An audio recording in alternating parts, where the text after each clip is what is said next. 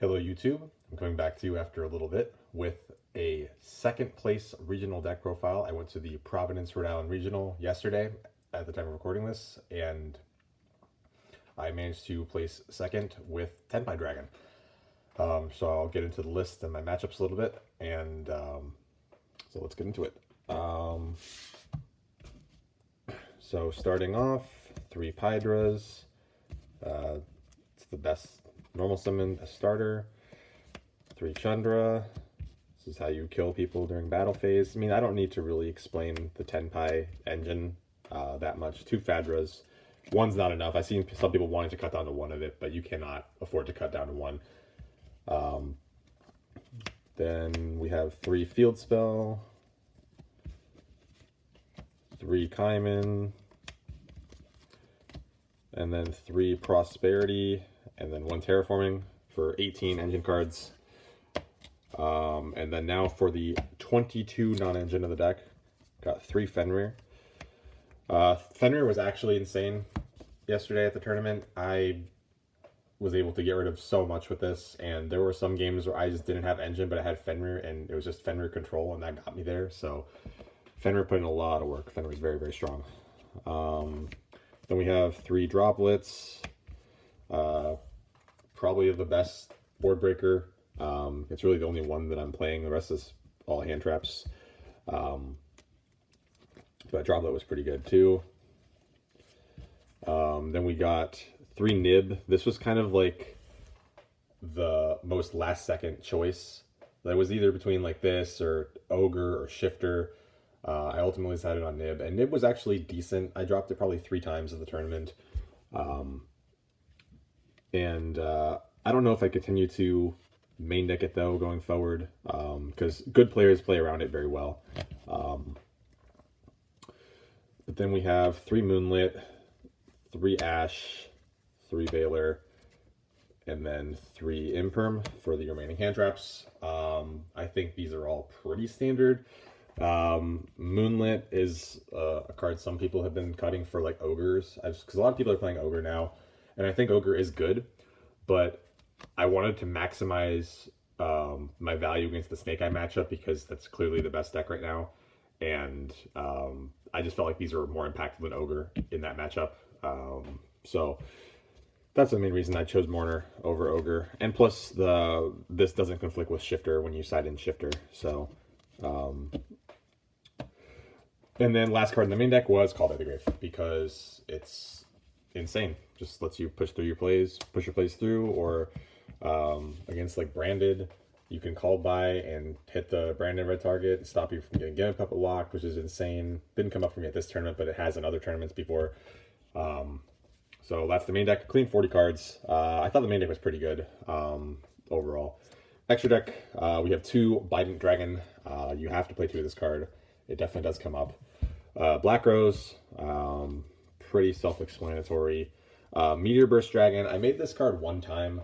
I don't necessarily think that it's needed.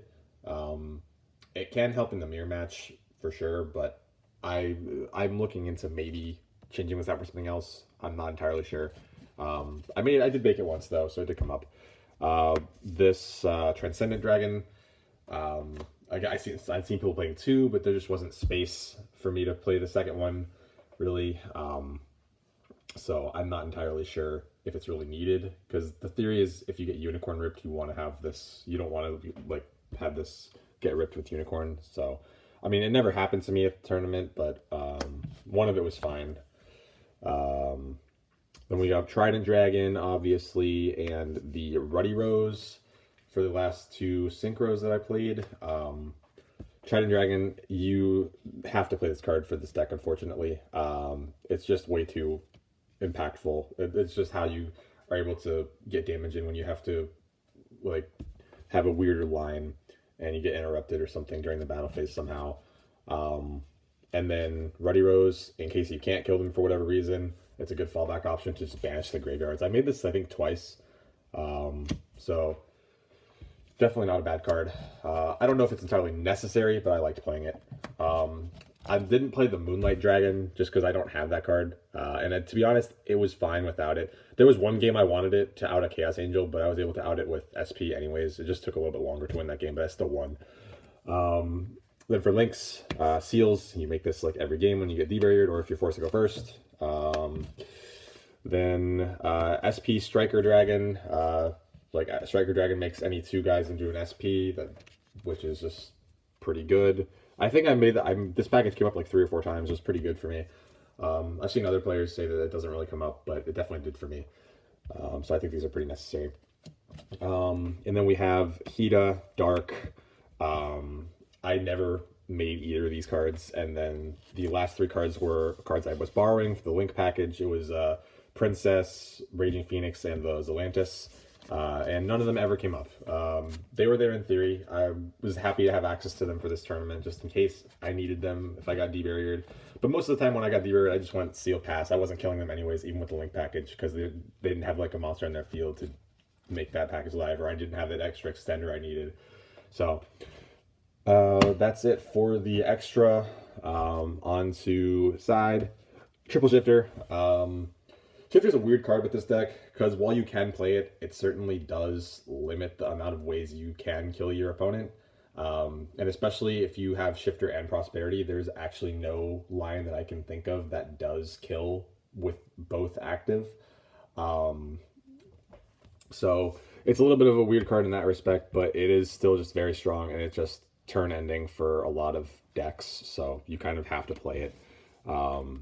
Then we have 3 Crossout. This card's insane in the mirror match, and to be able to hit hand traps and to be able to hit D-Barrier, which I did do. At the tournament, I cross-outed a D-Barrier against Labyrinth, and that felt very strong, and that let me win that game. So cross-outs were very good, very strong.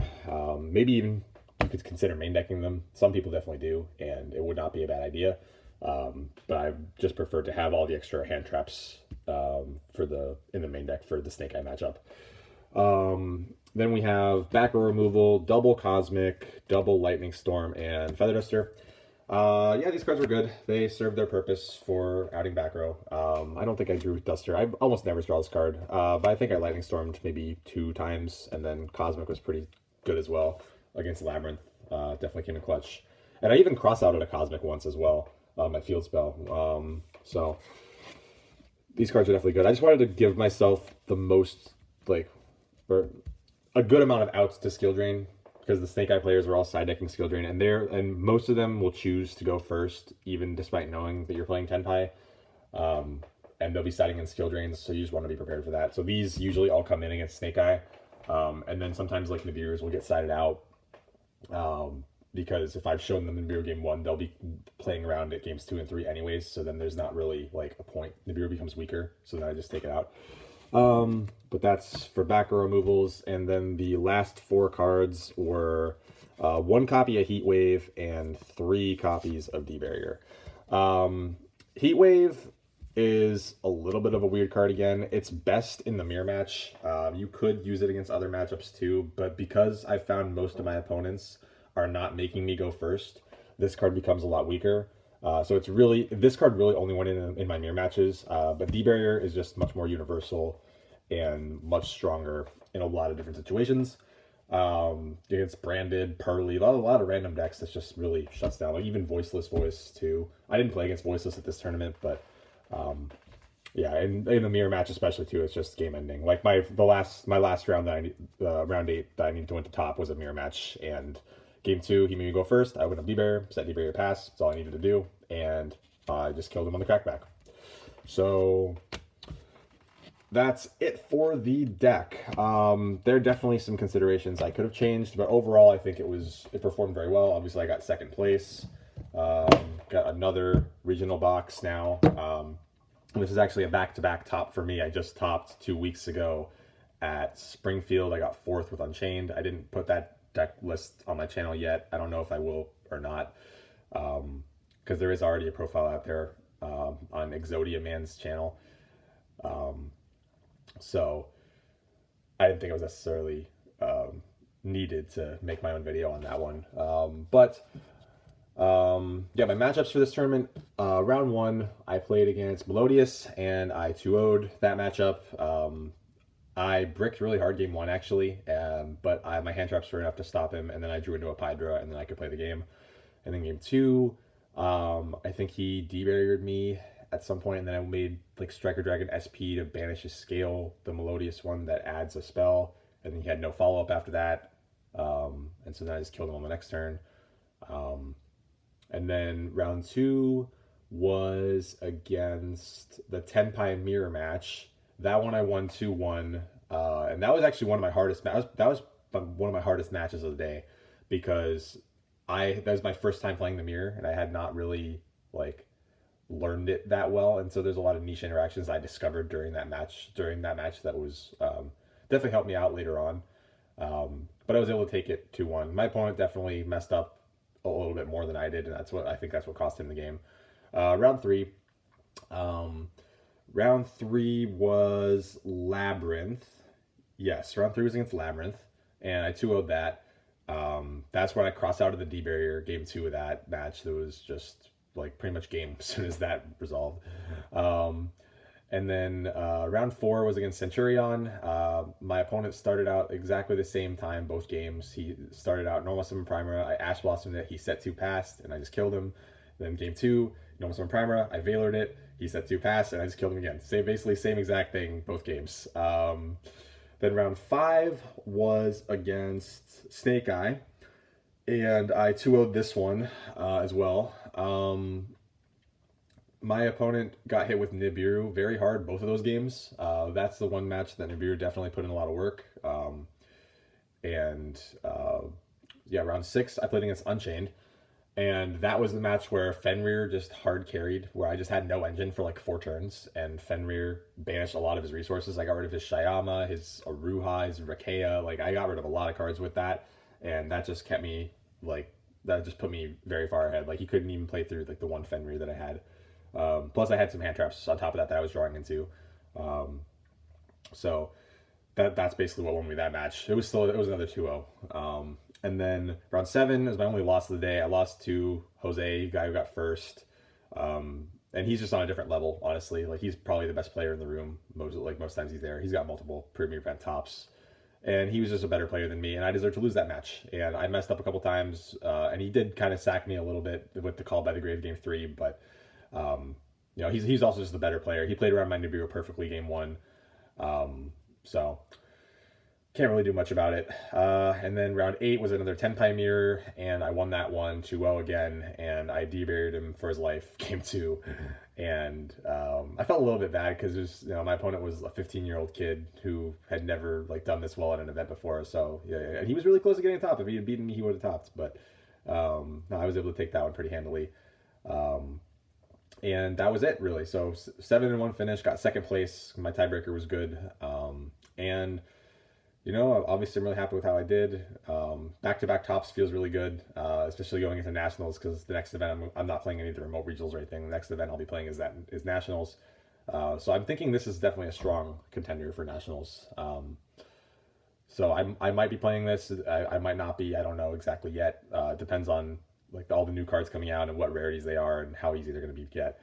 So I'll see about that. But that's pretty much all I had to talk about. And thank you guys for watching, and I will see you next time.